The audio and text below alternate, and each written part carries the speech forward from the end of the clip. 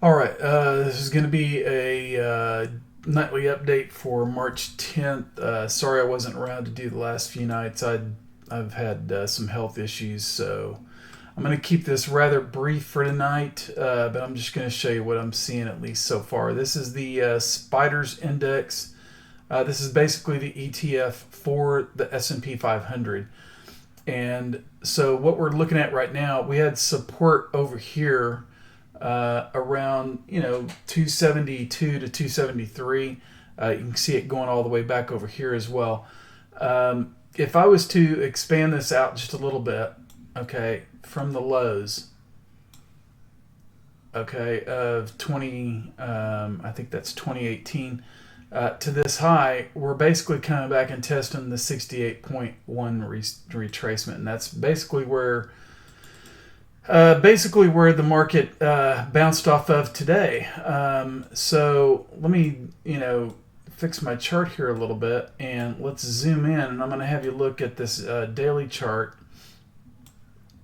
a little closer up, right? And so I want you to focus in. I'm going to get it zoomed in here real good for you. This candlestick pattern, okay, and I talked about it the other night when it looked like it was trying to make a bottom, and it wasn't a very impressive candle pattern, but I thought it might count, and that was back. Well, maybe it was on the S&P, but anyway, today's candlestick pattern basically is a pure hammer candle, and that's the market trying to hammer out a bottom. Now, is that a bottom just for today or tomorrow, next week? Who knows? This thing could very easily still go lower, and if it breaks this this support zone at around 273, then it's coming right back down to 256, and I would imagine it could hit that in one day. So, but at least for now, it's reversed its pattern.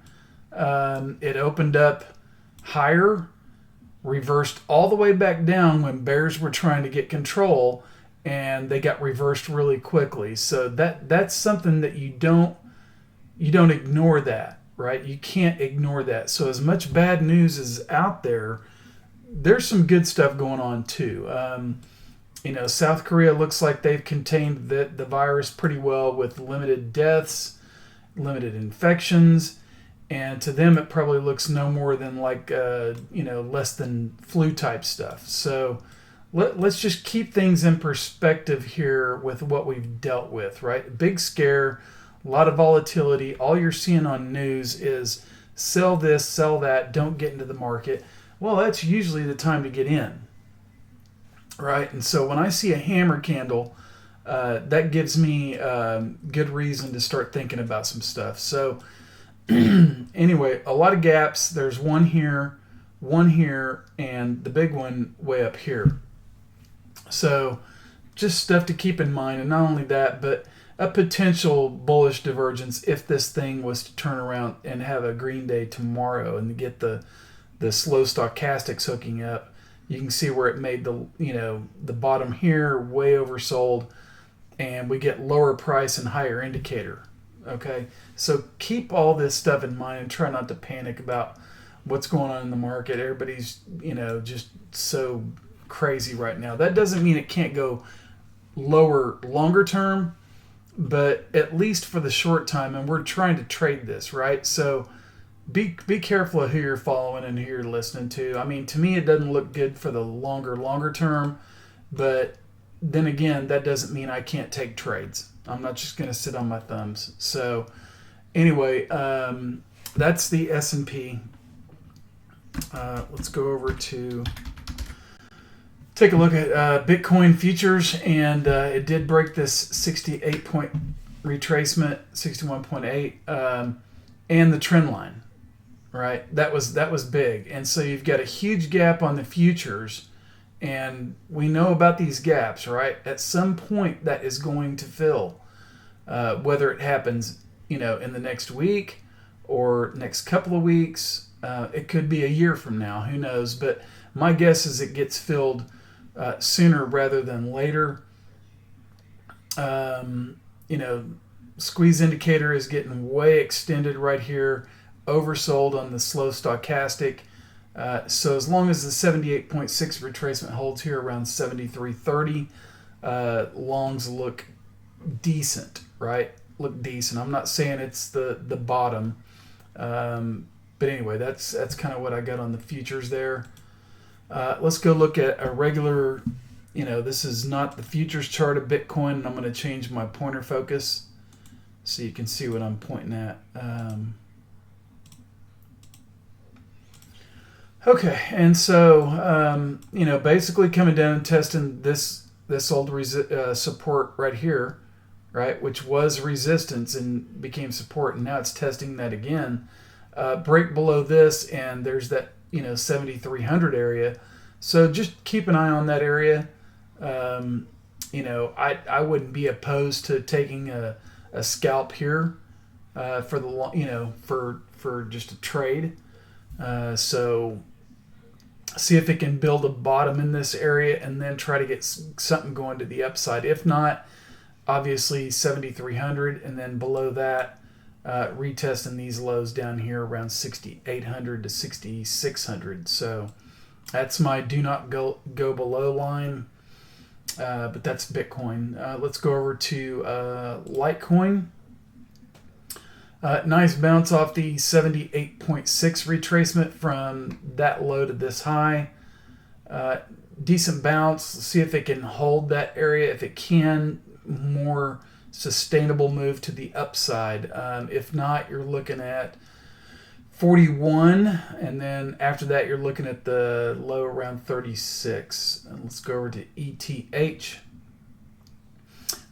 Breaking below the 50 EMA, not good. Just calling it like it is. 10 and 20 are about to cross through it. But the good side of this is that it's holding this major fib cluster, which is a 78.6 and a 61.8. That is huge support. And not coincidentally, the 200 and the 233 are right in that area. So this is going to be a key area for Ethereum if it drops lower. You can see people maybe trying to ladder into this thing ahead of that. But your opportune time to buy would be down here, in my opinion. Doesn't mean you can't ladder into it, but I'm just saying, this thing looks like it maybe wants to come down and test that. Let's go over to Link. And Link hit the 78.6 retracement today, bounced smartly off of it, only to hit the 20-day moving average. And so, getting back above the 10 and the 20 EMAs are going to be, big time. But it is holding above the 50, which is a good sign. 200, 233, way down here under $3. Let's go to XTZ.